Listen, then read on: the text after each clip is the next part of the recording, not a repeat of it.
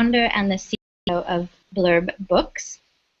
Very quickly, before I hand it over to Eileen, I want to welcome you all over to Eileen. I want to welcome you all for joining us. I'm Kelsey Nelson. I'm the founder of Avasta Press, and I'm here with the University of Washington Business of Digital Publishing class in our glorious. After Eileen speaks, one of the students in the class, Kirsten Pisto, will. Eileen speaks. One of the students in the class, Kirsten Pisto, will be leading our questions, and she is an aspiring illustrator and author, as I know many of you out there are. So to Eileen, if you're watching on Google+, there's a little Q&A. If you're watching on the event page, there's a chat box down below, and we will get to your questions as soon as we can.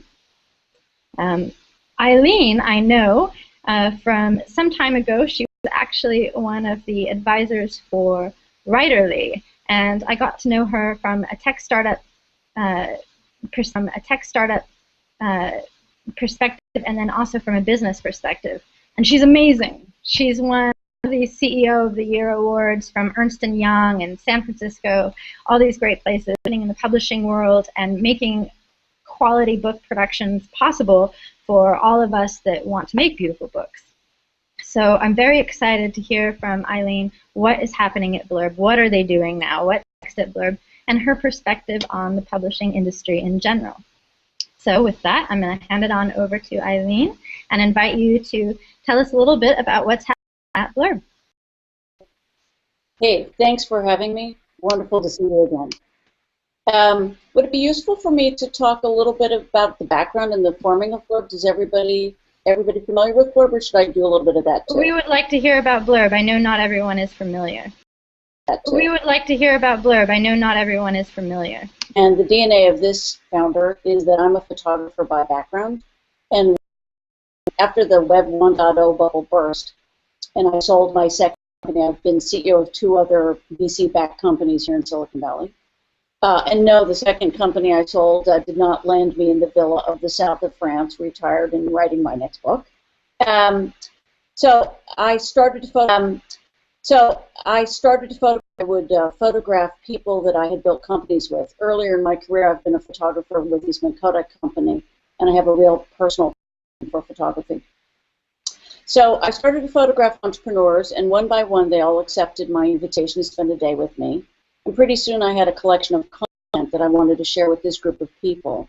And I thought at first it was personal work, and then I realized pretty quickly it was actually a whole community of people that most of each other.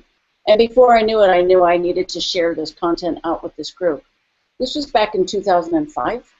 And I realized that, well, to share all this content out would mean me making custom prints times 50 people, times each person getting a complete set, times the rest of my life. What am I going to do? And somehow building a website, which was for web developers, so I thought, well, and I don't know, it just wasn't a gift. It wasn't an artifact that I could literally hand to people and say, thank you. Thank you for everything you did. Okay, I know, I'll make a book. You know, how hard can that be? Now, I ran into, at that time, the minimum print run problem in offset print runs.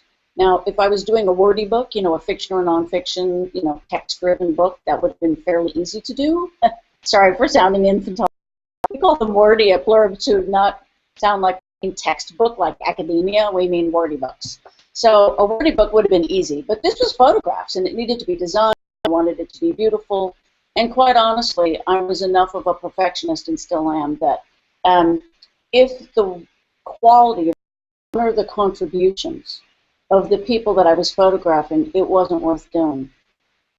It's been a year of my life, and I got together a bunch of entrepreneurs. We met at a coffee house in San Francisco for the better part of the year, and we tried to figure out, okay, if we were going to change the world of publishing, what would it look like? Now, this was in the very early days of social media, so this is like MySpace, social media, so this is like MySpace. This is like, okay, well, certainly digital printing is one component of it. The second piece was most people are not book designers. In fact, what? 0.0001% of the universe knows anything at all about book design. So we thought, well, we need to build tools that will both give people flexibility to design their own books, but also save them from themselves. Because who knows about cut lines and trim lines and cut size? I mean, come on, who knows about that?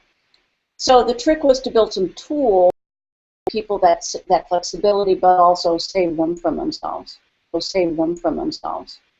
And then on the back end, we needed to do a lot of color management and fidelity for making sure that whatever the image was, that it would be faithfully produced with very high fidelity, which led us to, okay, so how are we going to get these books printed?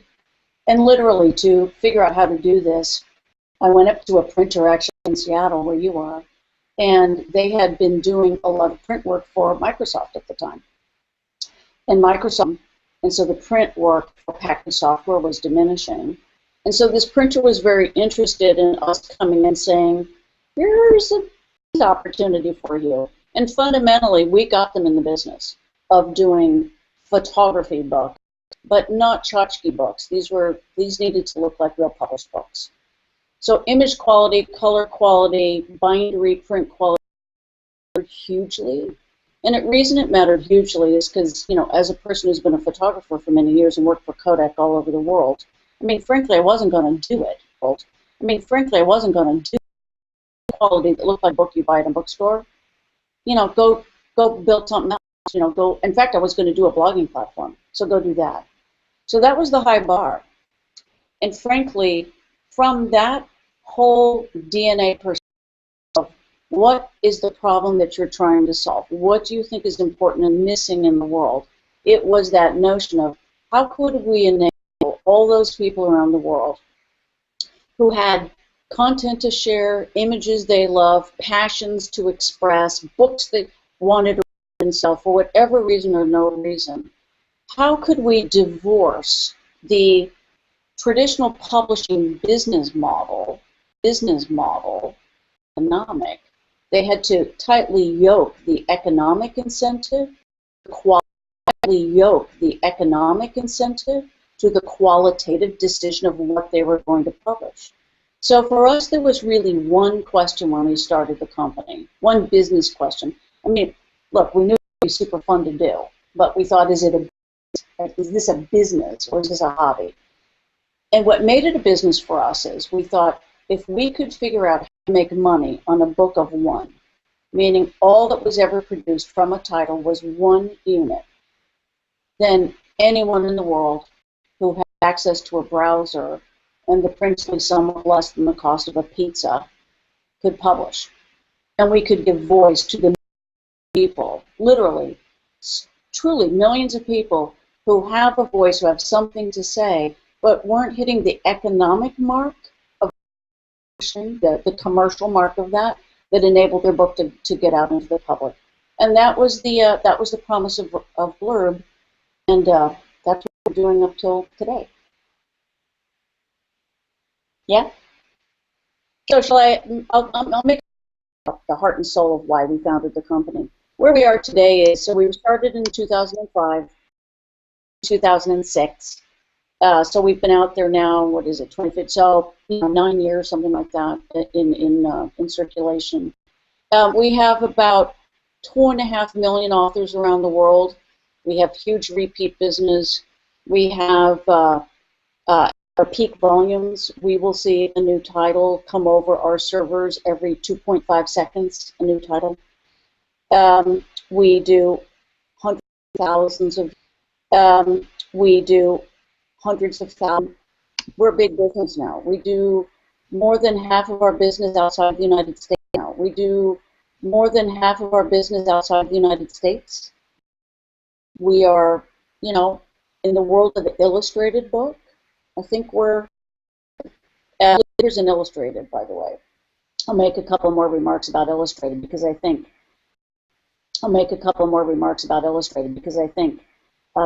we put on a thing called Blurb University back at the ranch. And what we do is we invite, like you do, people of university back at the ranch. And what we do is we invite, like you do, people in from what's going on. We invite authors, we invite people who've made books on Blurb, those who haven't, and generally from the business. And I remember meeting a woman from the legacy publishing industry. Delightful person. She came into my office before we had this class. And she said, you know, I'm really curious as to why you would focus on such a narrow market because the vast focus on such a narrow part of the market because the vast majority of books that are published are fiction and nonfiction, you know, non-illustrated type. Well, au contraire, as we move into the future, have you noticed Instagram? Have you noticed Pinterest? Have you noticed how everything is becoming illustrated? How we are visually communicating now through imagery. Images are the new lingua franca. And the only reason that books historically, and I'm talking right now about printed books, but in ebook world too, are not color and are not illustrated, is the economic model of the distribution and color is expensive. Black and white is not. Color books tend to be large books. They tend to be more coffee table size, 8 by 10 or even larger. They're not the little, you know, trade books, right? So they're more expensive to ship. They weigh more. They're more expensive to put on the shelf. They cost more money. So the impediment placed on color and illustration in a marginal cost of color and the marginal cost of beautiful design is zero. Do we imagine a world in the future where all books will be illustrated at some level? And I would argue yes. So instead of powering to the tiny part of the slim part of the wedge, we think we're powering into the big part of the pie because images are where it's at. So, any specific questions, Kelsey, about the business or any of the folks there? I'm happy to make further remarks about Yes, we have actually quite a lot of questions. I'm going to hand it over to Kirsten Pisto so that she can lead our questions. Kirsten, you can... Okay, can you hear me, Eileen? Again. Perfect. So you just answered one of our top questions, which was if you had money, would you put it on print or ebooks for illustration in children's books? So visual is king. You kind of explained that, which is great news for me. Okay. Hold on, can you say that? Okay. Hold on, can you say that? We're going to check the echo. Can we check the echo? Testing, testing. I'm good. Because in our world, it's not a zero-sum game, right? So we've built tools for a zero-sum game, right? So we've built tools that Blurb. I mean, we're born in the 21st century, not, you know, the 20th or even the 19th. So of course, our tools presume you're going to want to create and design your book, and then output it to either print or e, and design your book, and then output it to either print or e, or both, right? I mean, come on, and mostly it's both. So what we are finding in the children's book world is print is still very, very strong. Actually strong. You had asked me 2 years ago where I thought print was going to be right now, whether it's children or any kind of classically illustrated book, cookbook, graphic novel, etc. I probably would have guessed more moving to the ebook world already, and digital already, and digital first books. But in fact, what we're seeing is print has a lot of emotional value. And the reason for that is because the emotional appeal is in the object itself. The physical beauty and the haptics of touch, right? I mean, that's kind of what you got, right? And so the haptics of turning the page, the physical feeling children is very strong. It's very powerful. I think absolutely ebook is also growing. I don't know if some data. I'll share some data with you. Last year, I think physical books, children's books, grew 12.8% in the United States, and other book types, physical books grew like 2%. You know, for adult fiction and nonfiction. So children's books, you know, vastly. I think 21% of all children's books that are currently being purchased are purchased in either as well or instead of print. So we see both in the children's book world, but I will tell you, and it's not only with respect to children's book, we're seeing it in lots of different book types, that print is strong. Lots of different book types, that print is stronger with you. Not only do I think all books in the future will be illustrated, in a world where there are choices between ebook and print, the highest and best use based on the content and based on the use case for the book will surface. And sometimes that will be print, and sometimes that will be print, and sometimes that will be e. And that books first came out, and everybody thought, oh, everybody's going to be reading on a tablet and an e-reader, and print is dead, etc. Well, it turns out, I'll share with you another data point that I've been reading a lot about recently, a lot of research. And this is a little bit more about reference. In print, for many people, their ability to retain that information is much, much higher because they make a physical, a mind-body connection to where business books. I'm crazy. Here's what I do. I get excited about the title for my Kindle, and if I like it, I end up going out and buying the print book too, because in print, I'm like, oh yeah, where was that? And I can, because in print, I'm like, oh yeah, where was that? And I can flip around. I don't read serially business books. I read them and then I go to chapter 3 and chapter 2 and I'm remembering, oh yeah, what was that? It was next, there was a red diagram on the right-hand side. It was about a third of the way through. And that's how my recall happens. And apparently there are millions of people out there who have this mind-body to take notes, even though they never refer back to notes. It's just the act of writing connects it in your brain somehow, physically. So I think we're learning a lot of things about, it's not just book as beauty, not just book as physical artifact, but book as a very powerful mechanism for that mind-body connections to start recollecting information. So it's just learning. We're learning where E is correct. I mean, come on, ebooks are so awesome. I've got, 500 on my device and my laptop at all times, my phone. I mean, standing and waiting in line, I'm reading my book. It's fantastic. But for some things, I still read print, and many other people apparently do too. So this kind of goes along with that. You spoke about image quality and color quality, image fidelity. Is that still what sets Blurb apart, or what does set Blurb growing sea of self-publishing platforms that we're seeing? Yeah. So it certainly is sort of, if you anchor on something as a brand, I would say we anchor on quality. Okay. Now you can't just stay and keep moving ahead and moving forward and aggregating. It's not just print quality, but it's the quality of our tools. We offer tools for everybody. I mean, so if you're, we offer tools for everybody. Writing in Word and you want to upload that tool of choice, God, we're not going to force fit you into some other tool. We've got a plugin for InDesign.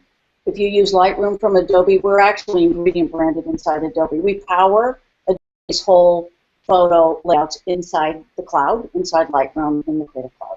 So depending on who you are, and by the way, if you're a busy parent and you've got an hour before the baby starts screaming and you just want to power through something for your mother-in-law, we got Bookify, so you can just do an online thing. Power through something for your mother-in-law, 60 around what is the best tool for the use case for book. Try to cover all. What is the best tool for the use case for book? Try to find a print quality, but also ebook output. Let's not forget that, even though I've quality, but also ebook output. Let's not forget that, even though I've just been talking about print, because ebook's very important. And so unlike other mechanisms where you have to convert from print to that, or there's some conversion, there's no conversion, right? It's a file that can be output either way. The other pieces that are newer I'm going to talk about a little bit. One is we launched something you guys recommend, fill in the blank. A designer, an editor, a developmental editor, a copy editor, somebody who can index, whatever it is. Publisher, we're not making those decisions. What we did was we asked some people we knew from traditional publishing to make recommendations for people they knew around the world who are now freelancers. They personally vetted. We have about 85 of them right now. They're in a community called Dream Team. It's available at Blurb. And our whole mission there, available at Blurb. And our whole mission there is just people that we know we can recommend because we've vetted them and we vetted their work, and then not get in the way. So we connect you with these people, we connect you up. By the way, we take 0% of any fee structure. Our goal is to help you finish that title, get it done, of having some help. I hate the word by virtue of having some help. I hate the word self-publishing. They should do this all by themselves. I think everybody needs a good editor. That's just a personal opinion. It's just the difference for how we're approaching that is who delivers those services. Much like in the beginning when we founded the company, services. Much like in the beginning when we founded the company, we're not vertically integrated, meaning we don't do all of our own printing. We went out and found the best people in the world for the task, whether that's to produce trade and pocket books that are word-driven, or beautifully illustrated color books, or beautifully illustrated color books. Bring them into the community, integrate with them deeply, let them shine. I mean, we don't have to be great at everything, right? So in the same way with Dream Team, there are all these people out there who are out of work. For God's sakes, let's bring them in. Let's make them out of work. For God's sakes, let's bring them in, make them part of our community, and enable them to get access to a whole bunch of people we have on the other side who need their help, right? So that's dimensions to you that are sort of in the future, and where we're going next. So fans, unlike some others whom we know who are in the we sell everything business, who want to retain that relationship because after you buy a book, they may want to sell you, a vacuum cleaner or a bag of dog food, something else. We're not in the vacuum cleaner business, and we're not in the dog food business. So we absolutely strongest connection is to connect people up together, and we are completely motivated to connect people up together and share back with the author some information about who knew you were big in Berlin. Something's going on for you. Why don't we enable people to opt in to be able to connect directly with the author, and the author to say, yes, I want to connect directly with my fans.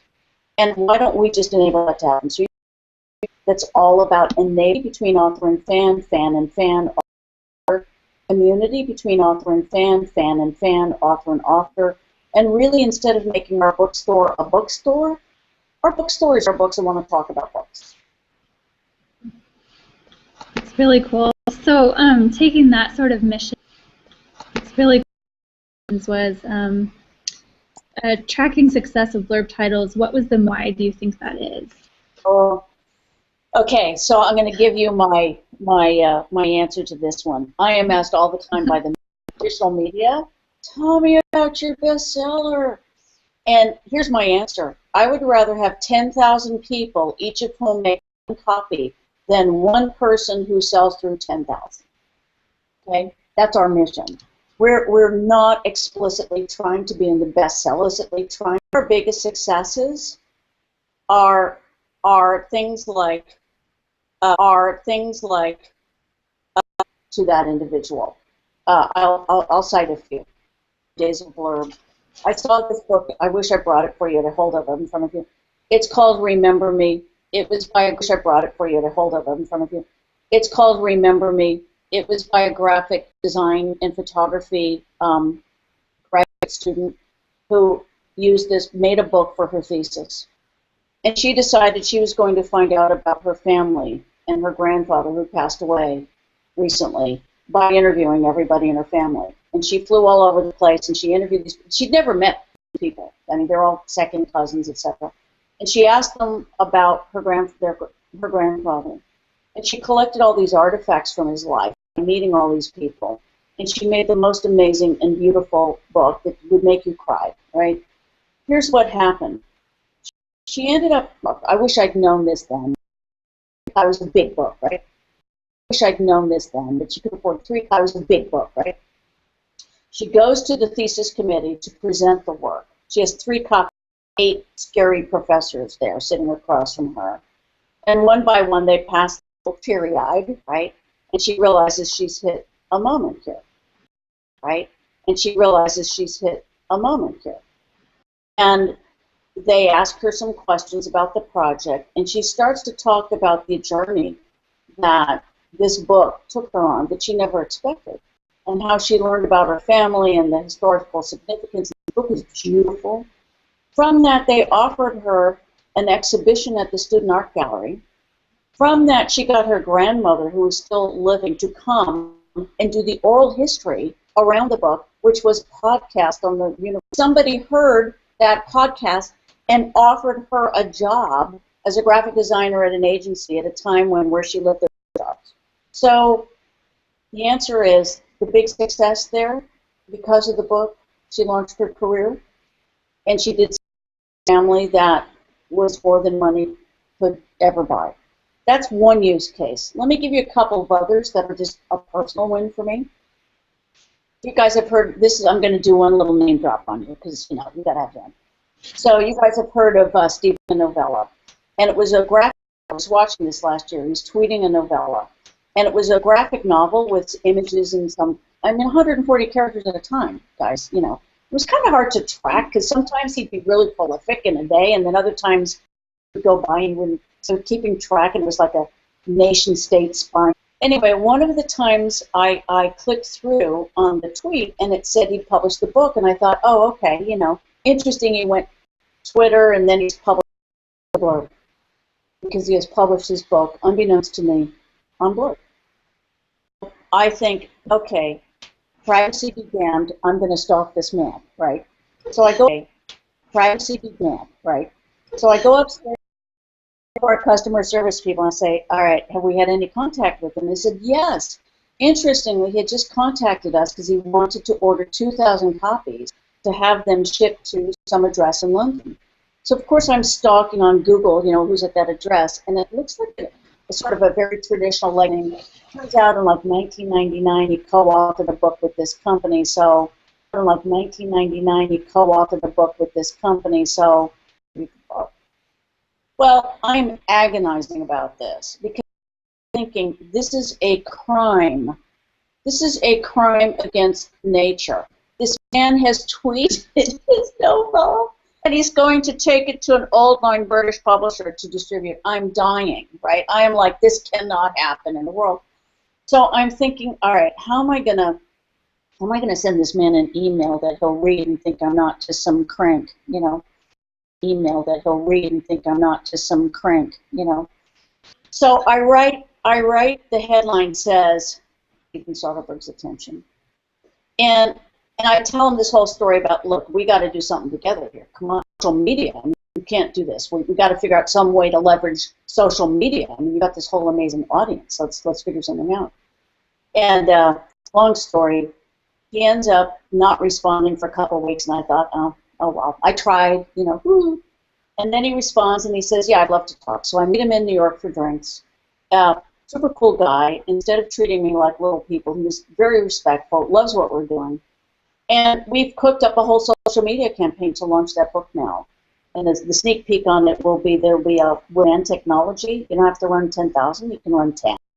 We can have 3 of them have a golden ticket in them that will award the bearer and a guest to go on set with Stephen Soderbergh. And we will tweet that out.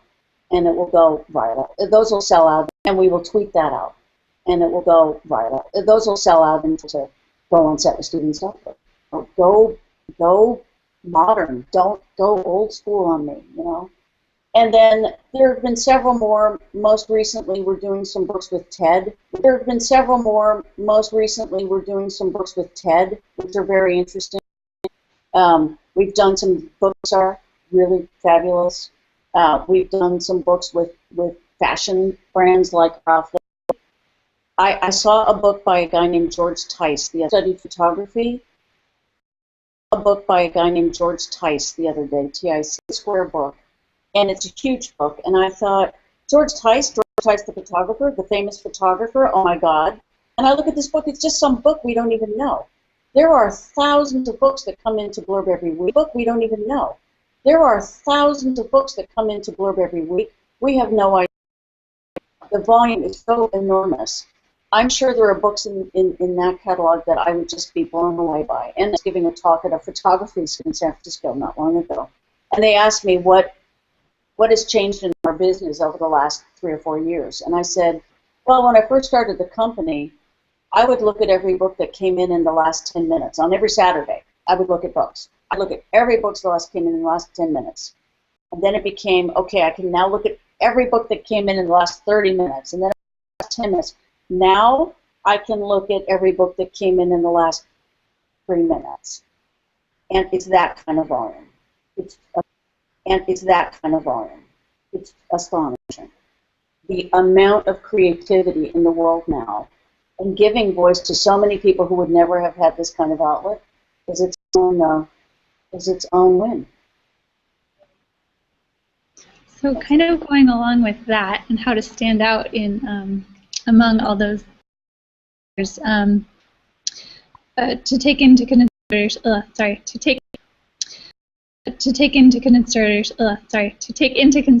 before putting together a project.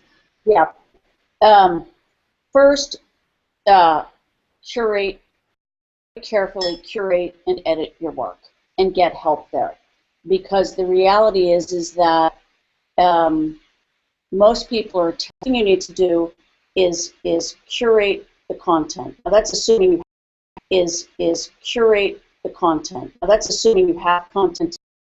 If you don't have content to start and you just have an idea, then I'd step back and say, first of all, why are you making the book? Why are you making the book? What does success look like for you in making this book? And being really honest about, is it to make money? Is to market yourself as a professional speaker with a noted book author? You know, why are you making the book? And get really clear on that. That's number one. Number two then is understand who is your audience for that book. Who are you making the book for?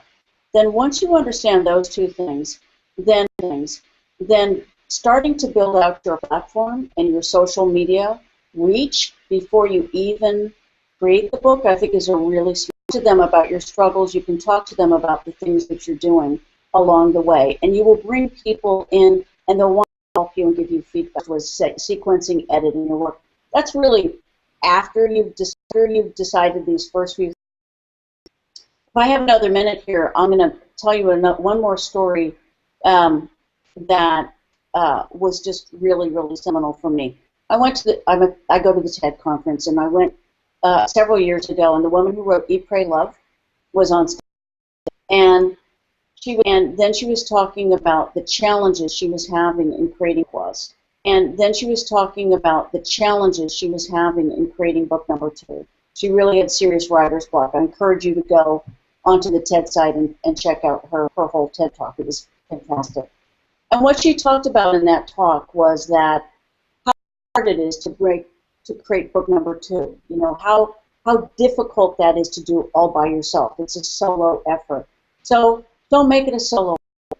You know, bring people along with you, get help, create that community, and be clear on what your motivation and your goal is for making the book. All those things, even before you write a single word or start sequencing or editing anything.